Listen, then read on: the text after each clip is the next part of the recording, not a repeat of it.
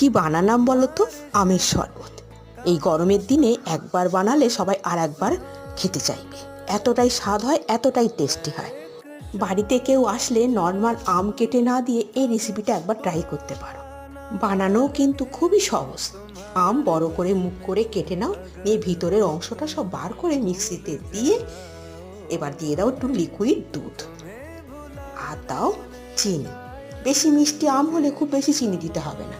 আর 2 চামচ মতো গুঁড়ো দুধ আর ছোটো এলাচের গুঁড়ো। এবার এই সব উপকরণ দিয়ে একটু মিক্সিতে ঘুরিয়ে নাও, যাতে কোনো ডালাটা থাকবে না। এবার আম কেটে যে খোসাটা রেখে দিয়েছিলাম বাটি করে, ওইটার ভেতরে দিয়ে দাও শরবতটা।